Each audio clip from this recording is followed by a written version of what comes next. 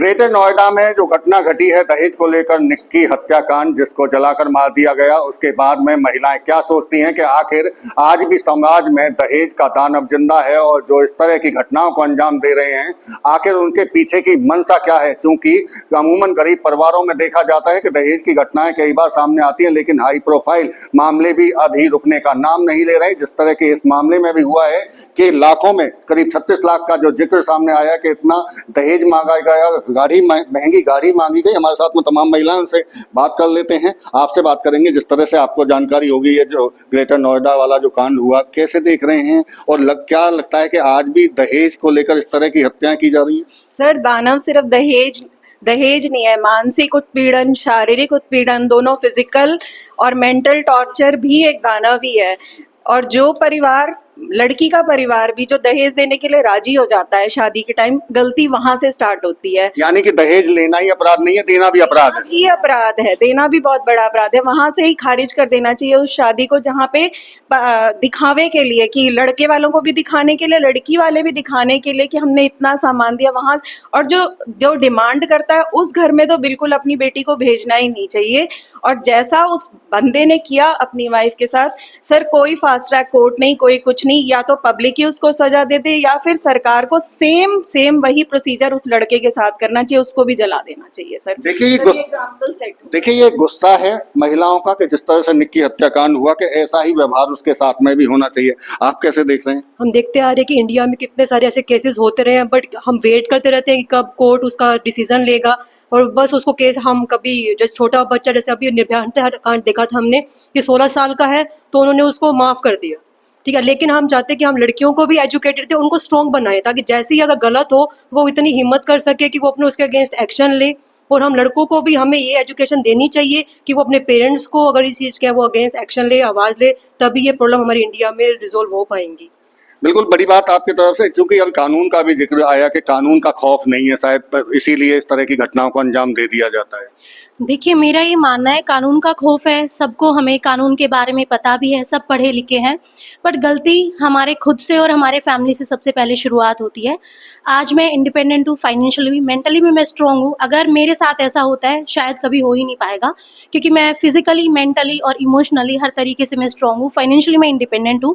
तो सबसे पहले हमारे पेरेंट्स को ये सोचना चाहिए कि दहेज से ना दे ना ले। दूसरा, अपने बच्चों को, अपनी बेटी को इतना एजुकेटेड बनाए कि वो ना फाइनेंशियली किसी पे डिपेंड रहे, और उसको पुरुष प्रधान वाली बातें हमेशा ना समझाए कि बेटी ये हुआ कोई नहीं, अगली बार ठीक हो जाएगा। नहीं, जब पहली बार हमारे ऊपर उंगली उठती है तभी हमें उसको रोक देना चाहिए, ताकि ना हमारे साथ ऐसा हो ना किसी और के साथ ऐसा। बेटियों को इसलिए दबाया जाता है कि समाज पुरुष प्रधान है, जैसा कि इन्होंने भी जिक्र किया। यानी कि जो समानता, अभी भी असमानता ज्यादा बढ़ी हुई है, समानता की जरूरत है। यस सर, इसमें यही है कि हमें बचपन से ही, चाहे हमारा बेटा है चाहे बेटी है, उन दोनों को हम बचपन से ही समान रखेंगे, कि ना भेदभाव करेगी, नहीं तू तो लड़की है वहां नहीं जाएगी, ये नहीं करेगी, ये नहीं खेलेगी। लड़कों को हम कहते हैं नहीं तू जा बाहर घूमने जा, ये कर सकता है। हमें लड़का हो चाहे लड़की हो, उन्हें दोनों को ही इक्वल समझ के चलना चाहिए, और बचपन से ही उनके दिमाग में ये बैठाना चाहिए कि बेटा भी बराबर है और बेटी भी बराबर है। जो लड़का कर सकता है वो लड़की भी कर सकती है वो काम। इसीलिए हम इस चीज को हम कम कर सकते हैं सर। समाज में बराबरी की जरूरत है, तभी इस तरह की घटनाएं रुकेंगी शायद। इस तरह का ये आप सोच रहे हैं, आपको क्या लगता है? मुझे ऐसा लगता है कि हमारे देश में जो आजकल बढ़ रहा है, इसका मेन दिक्कत ये है कि हमारे देश में कानून तो बन जाते हैं पर वो लागू नहीं हो पाते। और ये चीज़ यहाँ के हर नागरिक को पता है कि क्या होगा, 10 दिन मीडिया में उछलेगा केस और 10 दिन बाद सब शांत हो जाएगा। तो लागू चीज़ होना बहुत ज़रूरी है। और दूसरी चीज़ मैं ये कहना चाहूँगी कि बचपन से ही जो है, आप लड़के को या लड़की को, कोई भी है, उसको ये समझाइए कि आपको अगर अपने सपने पूरे करने हैं तो अपने दम पे करिए, दूसरे की इनकम पे, दूसरे के सोर्स पे मत करिए। आप खुश रहना सीखिए। ज़रूरी नहीं है कि आपके पास बड़ी गाड़ी होगी तभी आप खुश होंगे। आप खुश एक छोटे से घर में भी रह सकते हो जहाँ खुशहाल परिवार हो। तो आजकल जो है दुनिया की इच्छाएं ज़्यादा बढ़ गई हैं और मेहनत कम करना चाहते हैं। तो मुझे लगता है यही बहुत बड़ा कारण है आजकल ये जो सारे काम हमारे देश में हो रहे हैं। बड़ा मैसेज देने की कोशिश महिलाओं की तरफ से। आपसे बात करें, आप इधर आइए। आप जिस तरह से ये घटना घटी, क्या वजह, क्या लगता है आपको, इसके पीछे की वजह क्या निकल के आती है, दिखती है आपको? वजह सर एक है कि हम बेटियों को पढ़ा लिखा देते हैं, वो नौकरी भी करती हैं, फाइनेंशियली इंडिपेंडेंट है, लेकिन हमें उन्हें मानसिक रूप से भी सशक्त बनाना चाहिए कि उनके साथ ऐसा कोई कर ही ना पाए। मानसिक रूप से सशक्त बनाने की अभी जरूरत लगता है आपको? क्या मानसिक तौर पर पूरी तरह से मजबूत महिलाएं नहीं हैं और इसीलिए इस तरह की घटनाएं घट जाती हैं?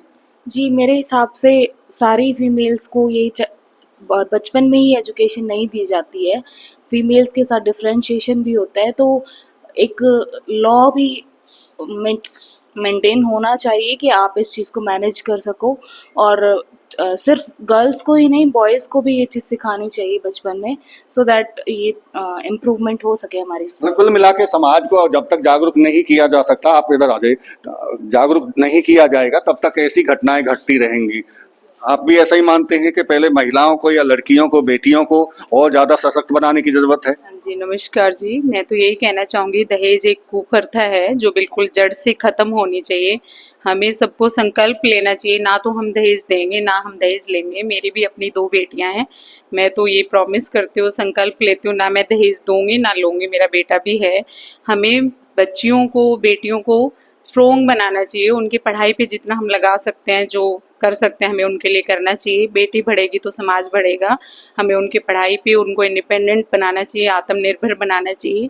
मैं तो यही कहना चाहूँगी। तमाम महिलाएं हैं वो जो कह रही हैं कि ना दहेज देंगे ना दहेज लेंगे। ऐसे संकल्प लेने की सभी को जरूरत है और ऐसे में जो असमानता समाज में दिखती है उसको भी समान और बराबरी का दर्जा जब तक महिलाओं को नहीं मिलेगा तब तक महिलाएं सशक्त नहीं होंगी और फिर इसी तरह की घटनाएं सामने आती रहेंगी। तो तमाम महिलाओं का यही सोचना है कि जहां दहेज देना अपराध है तो दहेज लेना भी दोनों ही अपराध है। इन तमाम चीजों पर प्रतिबंध लगना जरूरी है।